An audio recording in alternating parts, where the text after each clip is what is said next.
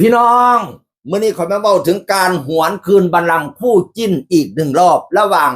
บูธจักรพันธ์และท็อปธนากรพี่น้องเอ๋ย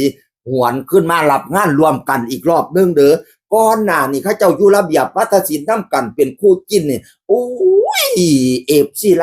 ลายผู้ใดกะกีดถึกอกถึกใจเพราะว่าบูธกะรออันบัดนี้ท็อปกะรอบัดนี้เสียงดีทั้งสองคนตอนคอยไปเบิ่งระเบียบฟังระเบียบตอนนั้นคอยกะออดซ้อนป้าดระเบียบนี่มันสุดยอดศูนย์รวมของคนรูปรอแล้วก็เสียงดีปูดร่ำขึ้นกับมวนทอบร่ำขึ้นกับมวนพี่น้องแล้วเป็นคู่จิ้นกันคอยอ่อนซ้อนตอนแรกนะคอยเข้าใจว่าเขาเจ้าฮักกันอีก เพราะว่าเขาเจ้าบัญญัติทั้งเวทีก็งอนกันคือเราหยอกกันก็งอนกันคือนะก่อนแล้วก็เข้าใจว่าจังสั้นพี่น้องจะเป็นกินได้สมบทสมบาทเพราะว่าพอเราบอกว่าลูกเราแต่ละคนต้องเฮ็ดได้ทุกรูปแบบให้แสดงเป็นผู้หญิงก็แสดงได้ให้แสดงเป็นผู้ชายก็แสดงได้ให้แสดงเป็นจิ้นก็เป็นได้สุดยอดเด้อลูกพ่อน่ะสมัยอยู่น้ำกันน่ะบัดนี้หวนบัลลังก์คืนคู่จิ้นรับงานคู่กันนะ4 ปีผ่านไปหลายคนยังถามถึงคู่จิ้นนาราบูธ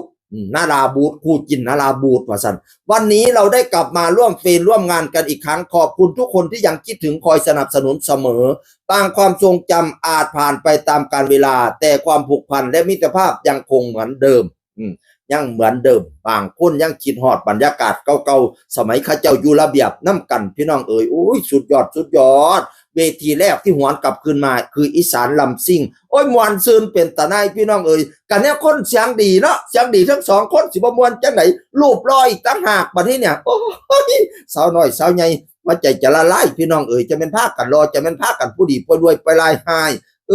หวนคืนอีกหนึ่งรอบนะใครสนใจจ้างได้ผู้ละเมแต่ว่าแม่นว่าเขาเจ้าสิเลิกกินกันแล้วบัดย่ำเขาเจ้าเฮ็ดกลุ่มปิดเนี่ยบูธเฮ็ดกลุ่มปิดก็เซิร์นท็อปมาเป็นระยะดีพี่น้องแต่ว่าบูธนี่ยังอยู่กับพ่อไม่ออกไปไหนหลายคนตอนนั้นก็ถามว่าหมอลำคนนั้นก็ออกไปตั้งคณะคนนี้ก็ออกไปตั้งคณะพระเอกนางเอกหลายคนออกไปตั้งคณะไม่ว่าจะเป็นหัวหน้าบอยใจเกินร้อยแมนหมอลำขวัญใจแฟนแมนจักรพันธ์บูธซานเล่าบันเทิงศิลป์ท็อปเสียงสะกิดใจแต้วหมอลำเสียงเจ๋วแต้วสุกัญญาหรือว่าจะเป็นนกพงศกรหมอลำเสียงวิหกนกพงศกรหลายคนหมอลำ108บีประภาพรหลายคนแยกตัวออกไป